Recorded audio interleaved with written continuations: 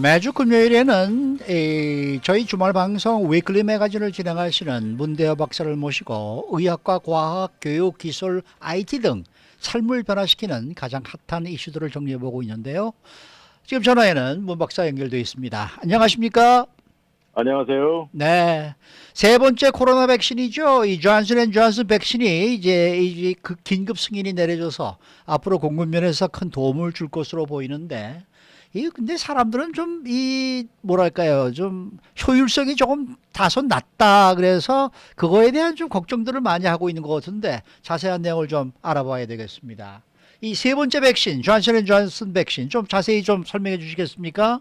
네, 그렇죠. 방금 말씀하신 대로 지금 우리가 어떻게 보면 스포일 됐을까요? 이 모더나 파이저 백신 94%, 95% 네, 효율성 네, 그러니까 그냥 좀 스포일이 됐는데 네, 이 존슨앤존슨 백신이 이번에 나와서 60 몇 퍼센트, 85% 이렇게 숫자가 이것도 떨어지는 거 아니야 생각이 드는데 네, 사실 근데 이거 존슨앤존슨이 오늘 저 자세히 알아보면 또 장점도 많은데요. 네. 근데 가장 큰 장점이 아무래도 이 지금 존재하는 두 개 박신보다도 이거는 딱 한 번만 맞으면 되는 그렇죠, 박신이지 그렇죠. 않습니까? 네. 그래서 이제는 세 가지가 나왔다 그래서 이제 좀 어느 정도 팬데믹도 줄어드나 이제 그런 마음이 좀 돌고 있는데 또 이번 주에 나온 뉴스에는 텍사스주를 포함해서 한 일부 몇 개 주 정부는 이미 마스크 착용 의무화를 중단했고 글쎄 말이에요. 그러면서 이 긴장이 좀 느슨해지지 않을까 하면서 지금 공중보건 전문가들을 우려하게 만드는데요. 네. 이분들이 말씀하시는 건 숫자적으로 감소는 맞지만 지금 팬데믹이 절대 끊는 것이 아니라고 경고하면서 그래서 그런 차원에서 볼 때 이 백신 접종은 더 절실하다고 말했죠. 근데 이제 말씀드린 대로 94%, 95%는 아니래도 이 존슨앤존슨 백신은 이 소위 말하는 그 중증 환자를 보호하는 데 있어서는 85%의 효율을 보여주고요. 네. 병원에 입원하거나 사망자는 한 명도 없었다 그러죠. 아하. 그러니까 말씀하신 대로 우리 일반 사람들이 너무 숫자에만 묶여가지고 존슨앤존슨 이 백신 기회가 있는데도 이걸 안 맞는다면 큰 실수라고 하고요. 이제 좀 더 뒤에 가서 더 자세히 말씀드리겠습니다만 이렇게 94, 95%하고 60 몇 퍼센트, 85 숫자가 차이가 나는 데는 크게 두 가지 이유가 있습니다. 이 모더나와 파이저 백신은 팬데믹이 막 시작되고 거의 1년 전이죠. 그 초기에 개발이 들어갔고요. 그러니까 그때만 해도 변이 바이러스는 이런 전혀 요소가 되지 못할 때였죠. 그런데 존슨앤존슨 백신은 사실 2020년 10월부터 올해 1월까지 그때 아주 개발이 된 백신이라 그때는 변이 바이러스가 아주 많이 돌아다니던 시기라 큰 차이를 보여준 것이죠. 그리고 이 임상 실험이 이루어진 국가에서도 존슨앤존슨 백신은 그 변이 바이러스가 가장 처음 나타난 국가 중에 대표적인 국가가 남아공화국이지 않습니까? 네. 거기서 임상 실험이 많이 이루어졌다는 점이 다른 점이죠. 자, 그러면은 그 존슨앤존슨 백신이 갖고 있는 장점을 좀 정리를 해 주시면 좋겠는데요. 어떤 장점이 네네. 있습니까? 아무래도 앞에 말씀드린 대로 가장 큰 장점은 저도 개인적으로 생각해도 이미 두 번을 맞았습니다만은 한 번 맞고 해결이 된다면 너무나 좋은 것이죠. 네.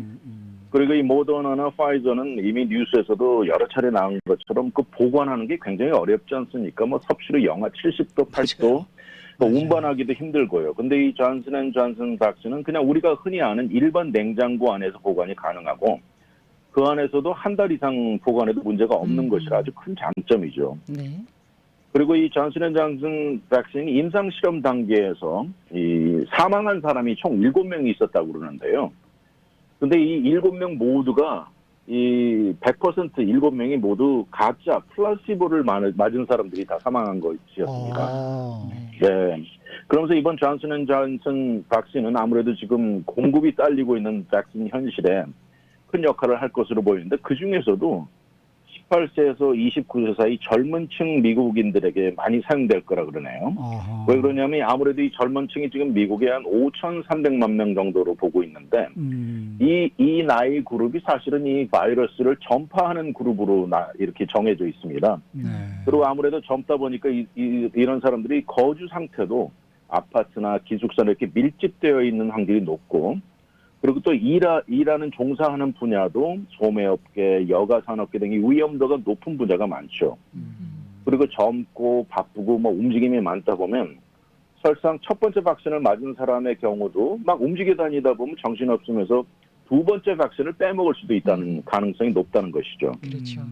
이런 차원에 그냥 하나 맞고 해결되면 좋으니까 그런 면에서 그 장점이고 그래서 앞으로는 희망하기로는 젊은 층들도 얼마 시간이 가고 오랜만에 만나면 만나서 반갑다 그러면서 인사로 백신 맞았니? 하고 물어보는 게 인사가 되기를 희망하고 있습니다. 네. 근데 이 존슨앤존슨은 이미 나와 있는 모더나나 파이저 백신과는 만들어지는 과정부터가 좀 다른 거죠? 다르죠. 예, 이번에 사실 모더나와 파이저는 아주 뭐 신기술 중에 하나인 그 메신저 RNA 방식을 사용했다는 걸 많이 들었는데 존슨앤존슨은 사실 그 유전자를 움직이는 방법에 있어서는 메신저 RNA를 사용하지 않고 오히려 그 아데노 바이러스라는 이 바이러스를 움직이는 수단으로 사용한 것인데요. 이 방법은 사실 백신 개발에 오랫동안 사용되어 오던 전통 방법 중에 하나입니다. 그런데 여기서 사용되는 이 바이러스는 이 바이러스가 움직여 이런 우려할 수도 있는데 우리에게 전혀 해를 주지 않게 조절된 바이러스라 전혀 문제가 없고요. 이렇게 통해져서 결국 우리 세포 안에 집어넣어서 코로나 바이러스가 뾰족한 스파이크를 인포메이션을 주면서 우리 면역 시스템을 자극하는 거죠. 사실 이 방법은 그동안 뉴스에도 자주 이름이 오르내리던 애스트라제네카 백신 있지 않습니까? 이건 지금 유럽과 한국에서도 바로 이제 접종이 이루어지고 있는데 무슨 이유인지 아직 애스트라제네카는 미국에서는 긴급 사용 승인이 내려지지 않고 있는데요. 이 애스트라제네카도 똑같이 아데노 바이러스를 일으켜서 개발된 백신입니다. 그러면서 존슨앤존슨 측은 우리가 물론 아데노 바이러스를 사용해서 백신을 개발했지만 이거는 바이러스가 아닌 이유로 코비드를 절대 일으키지 않는다고 얘기를 했습니다. 네. 그 얘기는 결국은 이제 말씀을 듣고 보니까 좋은 백신이니까 어떤 백신이라도 뭐 맞을 수 있으면은 맞는 게 중요하다. 이런 생각이 듭니다. 네. 요새 우리가 뭐 선택 세상에 있는 지금 상황이 아닙니다. 아무리 그러니까 어디 가서도 있는 거 있으면 맞는 게 최고 중요하다 그러고요. 이 세 가지가 아주 좋은 백신으로 알려지고 있으니까 절대 우려하지 말고 다 맞고 존슨앤존슨 백신도 앞에 말씀드린 대로 그 실험에 들어갔던 시기와 또 사용이 이런 실험이 이루어진 국가들 이런 차이로서 내려진 것이지 절대 그렇지 않다고 얘기하고요. 지난 주말에 사실 이 존슨앤존슨 백신이 그 긴급 사용 승인이 내려졌죠. 그러자마자 뭐 48시간 지나자마자 지금 뭐 신속하게 생산이 되고 분배가 되고 이 모든 이 곳으로 퍼져 나가고 있는데요. 이 세 가지 백신 구별하지 말고 절대 맞을 수 있으면 맞고 또 한 가지는 뭐 처음에는 모더나를 맞았는데 다음에는 파이저를 먹고 이렇게 섞어가면서 하는 거는 아직까지는 절대 안 된다고 나와 있습니다. 글쎄 말이에요. 예.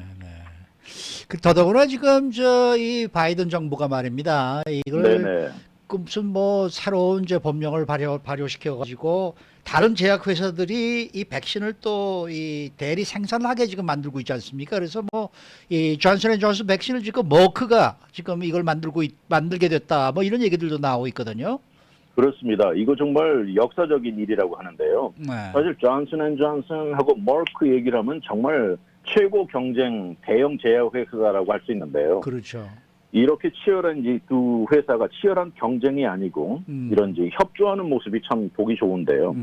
그러면서 바이든 대통령이 발표하지 않았습니까? 두 달을 앞당겨가지고 다가오는 5월 말 정도 되면 미국 내 모든 성인이 접종을 하게 될 것이라고 발표를 했는데 이 바이든 대통령은 이런 어려운 시기에 이 뭐 경쟁을 떠나서 인류를 위한 차원의 힘을 합치는 제약회사 산업계를 치하했습니다. 그러면서 바이든 대통령은 또 덧붙여서 이런 타입의 협조는 세계 2차 대전 시절에 본 모습이었다고 얘기를 했어요.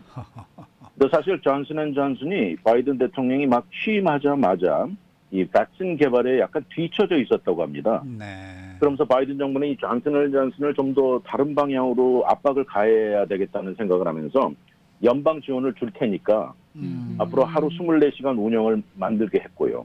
24시간 이렇게 돌아가다 보면 기계에도 약간 문제가 생길 수 있으니까 아예 미리 그 기계를 고치는 기술자를 24시간 대기시켜 놓고 이렇게 수리가 필요하면 수리도 하면서 이렇게 막 계속 돌리고 있다고 합니다. 그래서 사실 그 머크 제약회사 측에서도 이번에 동참을 한 머크 회사도 올해 하반기에 이제 2021년 하반기에 가서 이 존슨앤존슨 백신이 많이 나오는데 이제 큰 기여를 할 것으로 보이는데 그때가 왜 중요하냐면 변이 바이러스가 더 나올 가능성에 대비해서 이 존슨 앤 존슨 백신을 더 많이 만들어내고 혹시 이미 박스를 맞았던 사람들이 그 변이 바이러스로 인해서 추가로 부스터샷을 맞아야 될 필요가 생긴다면 거기에 또 공급을 해줄 수 있게 여기에 조인하는 것이죠. 그래서 사실 바이든 정부는 취임 직후부터 백신을 많이 생산해낼 수 있게 추가 회사를 물색하고 있었는데 이번에 머크가 거기 돼가지고 이 머크도 사실 지금 2개의 대형 공장 중에서 한 곳에서는 마지막 단계 약을 넣는 그 피니시 단계를 담당하고요. 네. 두 번째에서는 백신을 실제로 만들어내는데 그렇게 할 수 있도록 공장을 변형시켰다고 합니다. 네. 근데 한 가지는요. 머크 회사는 백신 개발에서는 실패하고 손을 놓았지만 현재 코비드-19을 치료할 수 있는 치료약은 2개 개발 단계가 임상 실험 단계까지 와 있다고 합니다. 네. 그렇군요. 네. 네, 그러면은 자, 존슨앤존슨사가 개발한 백신을 다른 제약회사와 이제 협력을 해서 생산을 하는 거잖아요. 협업이라고 할 수가 있는 거죠. 그렇죠. 네, 그러면은 이런 예를 보는 것처럼 백신 개발에 뒤처져 있는 제약회사들이 이미 승인된 백신을 생산하는 거 이거 굉장히 고무적이고 긍정적인 신호 아닙니까? 그렇습니다. 우리가 네. 몰랐는데도 또 한 두 가지 케이스가 있는데 네. 이번에 바이든 대통령이 이렇게 백신 전략을 휘두르고 있는 데는 그 미국 법 때문에 그렇다는데요. 이 법이 Defense Production Act라는 법인데 이 법이 한국 전쟁 당시에 만들어진 미국 법이라고 하네요. 예. 그래가지고 이 법을 이용해서 백신 생산에 사용되는 장비를 머크가 다 갖추게 해줬고 그러면서 공장들도 업그레이드하고 다양한 뭐 튜빙이라든지 백 필트레이션 시스템을 다 변화시켰다고 합니다.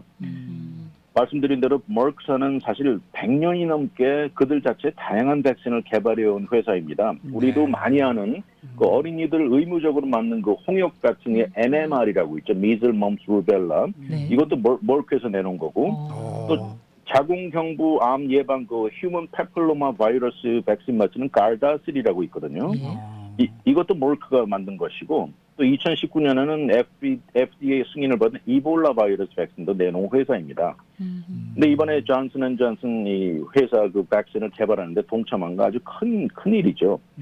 그리고 유럽의 그 제약회사 이제 사노피라는 제약회사도 존슨 앤 존슨 백신 생산을 돕게 되었고 그리고 파이저 백신도요. 이미 파이저 백신도 이 사노피 그리고 또 다른 회사 노바티스라고 있는데 역시 이 두 회사들도 파이저 백신을 피니시하고 생산 라인에 내보내고 있습니다.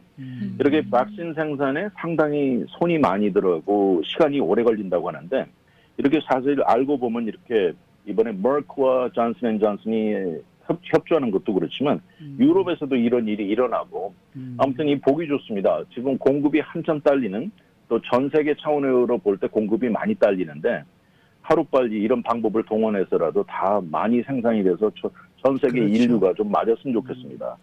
그러나 저러나 이게 작년 벌써 3월 달에 이 백신이 거의 개발이 완성이 되고 그 다음에는 이제 임상 시험이 들어갔기 때문에 이제 네네. 이렇게 이제 접종이 이제 12월부터 시작이 됐는데 이런 걸 보면은 참 미국의 그 이 과학이라는 게 정말 대단한 거 아니겠습니까? 전 정말 그렇습니다. 예, 네. 사실 그 CDC에서 지금 15년 동안 몸을 담고 있는 한 과학자 전문가가 얘기를 했는데요. 네. 자기는 이런 적은 예전에 본 적이 없다고 글쎄 말을 말이에요. 하면서요. 예, 네. 방금 말씀하신 대로 지난 12개월 사이에 코로나 백신이 3개가 나왔다는 건 신기록 대단한 중에 거예요. 신기록이라고 말했습니다. 네. 그러니까 이 미국이 참 대단한 나라고 더더구나 지금 이렇게 머크처럼 이렇게 존슨앤존슨 백신과 이렇게 또 협업을 하고 이게 참 정말 그런 면에서 보면 참 미국이 참 위대한 나라다라는 생각이 들어요. 네, 참 보기 좋은 뉴스였습니다. 그래서 제가 네. 오늘 이 아리클을 보고 이거를 커버해야겠다고 제가 생각을 했습니다. 수고 많으셨습니다. 네, 감사합니다. 네, 오늘은 주말 방송 위클리 매거진을 진행하시는 문대원 박사와 함께했습니다.